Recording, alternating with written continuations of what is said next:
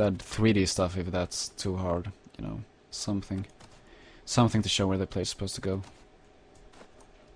Have you asked them to fix the minor stuff like that yet, since they fixed the camera the way it used to be? I'm thinking that I probably should, but I haven't talked to them about that in particular yet.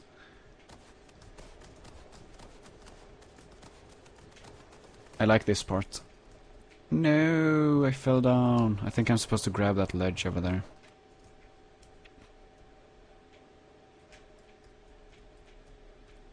Let's see. We're just going to fly around her to see how I probably am supposed to be doing this. Oh yeah, this is a part of the level I didn't even go through. I made this completely different last time I played it. Did you do your flip jumps up the wall? Well, you can just skip half the map. yeah, something like you can just wall jump up here. You see, it's very simple to get past a lot of this map. And when you do this, da da da da da da, you get to the top here, and you've like skipped over half. No, not over half the map, but a large part of the map it looks like. So let's see where I get when I do this. No, I fell down again. Crap. I'm just going to teleport forward there. Okay, so what I'm guessing you're supposed to do is grab this ledge and shimmy along it all the way to over here and then jump up here. So let's pretend I did that. Yay. Also there are kind of light bugs everywhere, as you can probably see. And that is due to, you know, the lighting system isn't done yet, of course. You know, stuff in general isn't done. Oh yeah, oh yeah. It's one of those centrifuge stuff where you run around. That's awesome. From a platforming, just gameplay perspective, this is a very good level. This is very awesome. Okay, am I supposed to jump to over there, perhaps? Let's see. Okay, now I'm here. Wall jump here? Something? Or... oh. I think he needs to make it so that you can't wall jump up to the end. Yeah, that's quite important. And especially over at this place. Here, I had no idea where to go when I came here, because I came here when I jumped up there as well. So I was standing here, and apparently there is a platform over there, but it's totally disguised in that wall. Just blends in like some kind of predator or something. Oh, you're supposed to do a wall jump there. Let me do that again.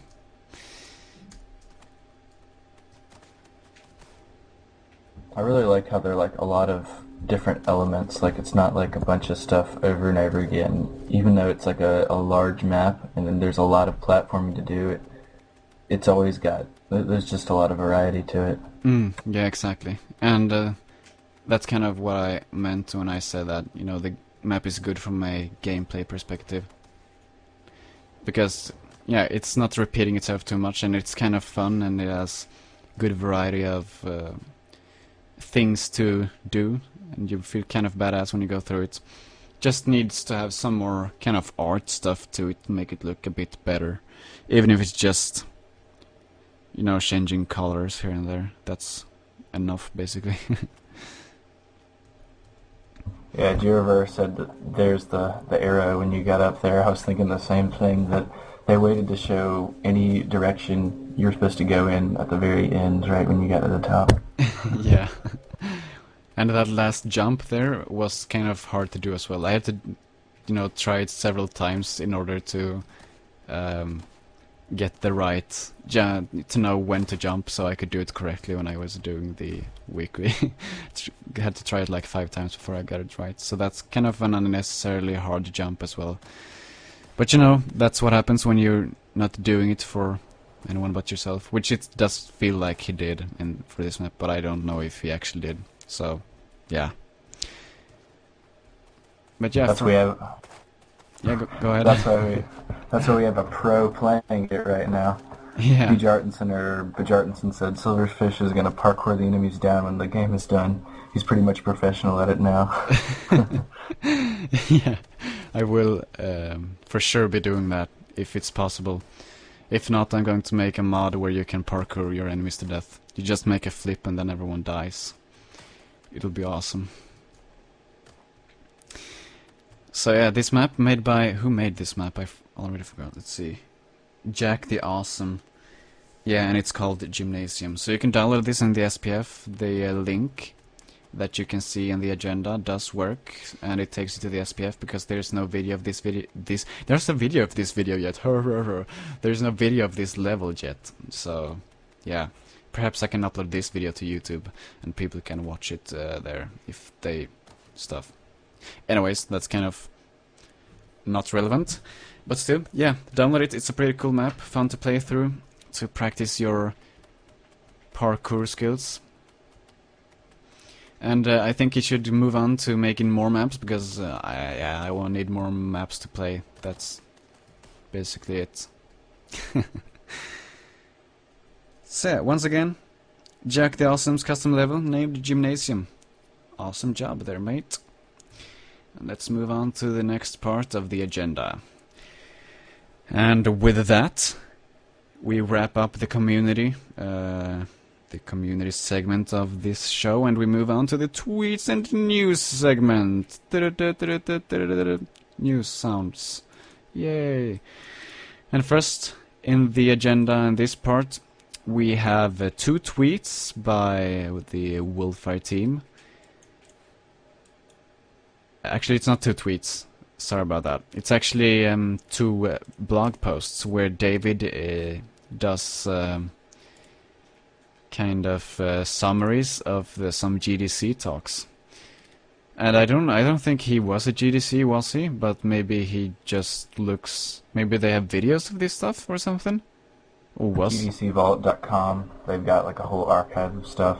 Ooh, sweet. GDCvault.com. Okay, I'm gonna have to look at that later because I really, really like this kind of stuff. And in this first one, David summarizes a talk by, let's see who did this, a senior artist at DICE, so an unnamed dude, and their radiosity that makes everything look super awesome. But I hope Battlefield 3 is more optimized than all of the previous Battlefields, because they have a history of being very unoptimized. So yeah, let's hope that works. Fingers crossed. And in the second summary that he has made so far, he talks about Halo networking, and there's a guy from... okay, let's see, there's a name here. A senior networking engineer at Bungie called David Aldridge. And he talks about the netcode in Halo 3 and Halo 3 Reach, I don't know what the names are really. Anyways, this is also very insightful. I like these kind of, even though I'm not a programmer, I still enjoy reading about these kinds of things because I like knowing how stuff works. So there are no pictures, no pretty pictures in this one compared to the other one, but still very interesting to read through. And actually netcode is something that, you know, even though I don't know anything about it really, well, I do know some stuff like UDP, TCP, whatever, stuff like that. But it's something that I think is very important in games, and it feels like some companies don't understand how important it is. Like in the first Halo game, for instance, they don't have the prediction stuff. So if you fire at someone running from, you know, horizontally from side to side, you need to shoot in front of him to hit him. But even though if you shoot straight at him, you will get like hit registration, like yeah, you hit this guy, and you hit him like 300 times, but he won't die, because when the server says that where you're shooting, he isn't actually. So depending on your latency to the server, you are on different locations compared to what it looks like, where it looks like. Or okay, I'm just rambling right now about stuff that probably no one understands, but anyways, my point is networking code is important.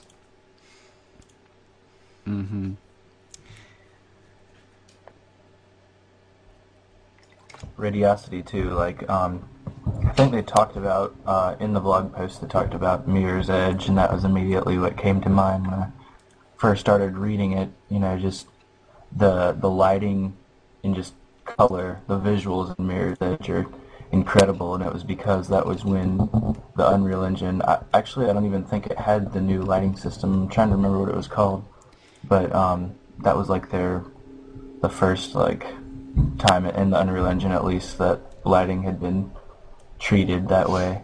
And yeah, it's just, I think that's a really important piece when you're building environments. Yeah, especially in modern times when it's so important to have good-looking games. New technology always enters the market, I suppose, and Radiosity does add a lot to a scene. But it's not like a lot in like shadows, like dynamic shadows adds whoa, that's so much to a game. But Radiosity is more subtle, but it's like when you have, for example, um, when you have ambient occlusion, for example, it's kind of hard to say like, oh, this scene is missing ambient occlusion. Like obviously, it's hard to say that because it's kind of hard to notice. But when it's there and you compare it to when it's not there, it's very easy to see the big difference. So I think Radiosity will be something that almost every new game will be having in the future. And also, by the way, this lighting engine is made by Autodesk. The one they used in Mirror's Edge was made by Autodesk, and it was called Beast. But that was a pre-rendered one, so it could take more than 24 hours to bake the lighting, the ambient occlusion, or well, the radiosity. Okay, sorry, I'm speaking too quickly now. So it could take more than 24 hours to bake the radiosity for one level in Mirror's Edge. That's what I wanted to say. So yeah, I hope David will keep making these because they're very interesting to see an awesome programmers write about awesome programming stuff. It's always cool. So yeah.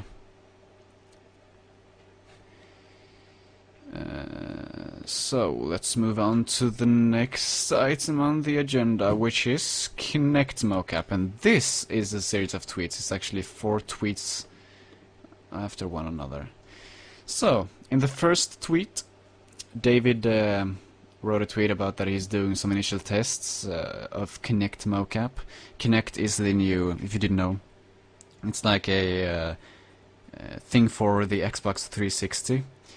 It has 2 cameras on it, so it can detect where you are in 3D space. It can basically make like 3D pictures and use that in game to have a full body recognition, full body movement recognition, stuff like that. And people have been connecting it to the computer and writing programs for it that can take the data and do stuff with it. So apparently some company or something like that is making a program where you can do motion capture using the Kinect. So this is the first picture he showed us where he's doing some initial motion capture tests using, what's it called? IPI Studio, yes. And then, so are they, yes, are they going to use that? Are they going to use that for animation in Overgrowth then? Maybe, if it works? Is that what they're suggesting? Yeah, I guess so. I mean, especially considering, they can import motion capture data into Overgrowth right now, like BVH or whatever it's called. The thing is, having a motion capture studio, or renting a motion capture studio, is not very cheap at all. Excuse me. It's very expensive. You need like a load of cameras and equipment, stuff like that. So it's not something anyone can have. But for example, if a modder would want to do motion capture for his game, because it's a much faster way to do animation other than just handcrafting it. It takes much more time to do handcrafted animation than to just use motion capture. So if this works, modders would be able to easily buy a Kinect for I don't know how much does it cost, $200 or something like that. Do you know how much a Kinect cost? Kinect is $150, I believe. Yeah, so that's a relatively low price to be able to do motion capture, if you're a modder and just do it in your home. So that would be kind of awesome. And in the second tweet, he writes, if you have a Kinect, you can try just